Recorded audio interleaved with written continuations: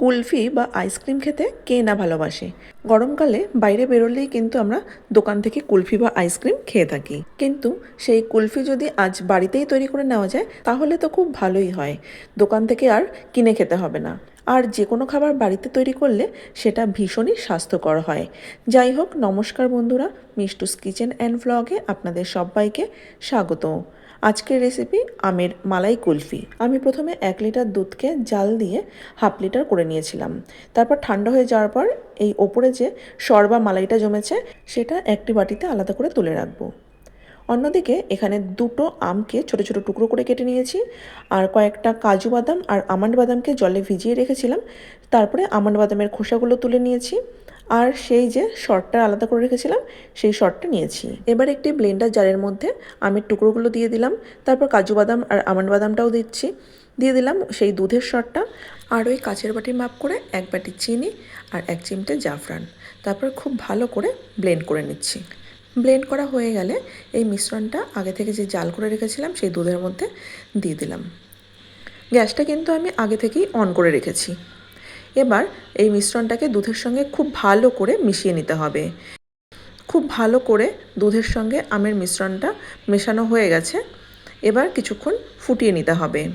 আমি লো ফ্লেমে 5 মিনিট মতো ফুটিয়ে নিয়েছি। 5 মিনিট পর মিশ্রণটা ঠিক এই রকম ঘনত্বের হয়েছে। এবার আমি গ্যাসের ফ্লেমটা অফ করে মিশ্রণটাকে ঠান্ডা করে নেব। বন্ধুরা, মিশ্রণটা কিন্তু এখন পুরোপুরি ঠান্ডা হয়ে গেছে। এবার এই মিশ্রণটাকে আবারও ব্লেন্ডার জারের মধ্যে নিয়ে নিয়েছি। আরও একবার ভালো করে এবার ব্লেন্ড করে নেব। দেখুন বন্ধুরা, খুব ভালোভাবে ব্লেন্ড করা হয়ে গেছে। আইসক্রিমের জন্য মিশ্রণটা কিন্তু একদম রেডি। এবার আমি আইসক্রিমের এরকম মোল্ড নিয়েছি।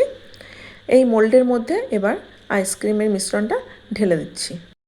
আপনাদের কাছে যদি আইসক্রিমের মোল্ড না থাকে তাহলে কিন্তু আপনারা কাগজের চায়ের যে কাপ, সেই কাপের মধ্যেও আইসক্রিমগুলো বসাতে পারেন।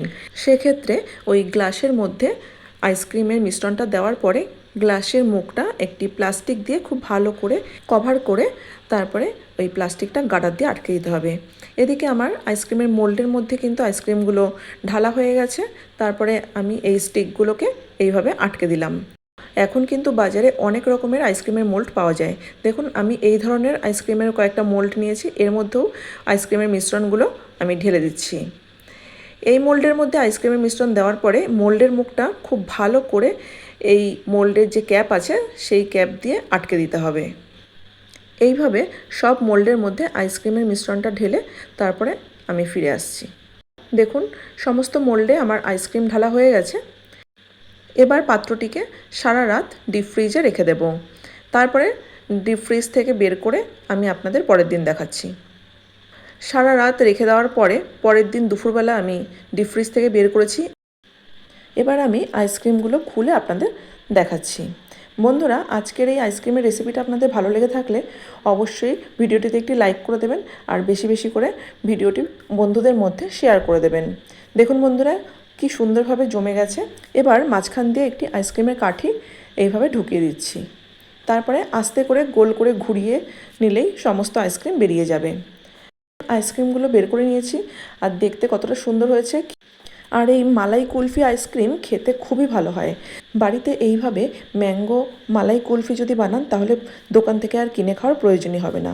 রেসিপিটি ভালো লাগলে যে সকল বন্ধুরা ফেসবুক পেজ থেকে রেসিপিটি দেখছেন তাদের কাছে আমার পেজটিকে ফলো করার অনুরোধ রইল, আর যে সকল বন্ধু ইউটিউব চ্যানেল থেকে রেসিপিটি দেখছেন তাদের কাছে আমার চ্যানেলটি সাবস্ক্রাইব করে দেওয়ার অনুরোধ রাখলাম।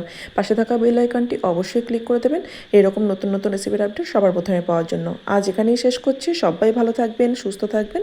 ধন্যবাদ।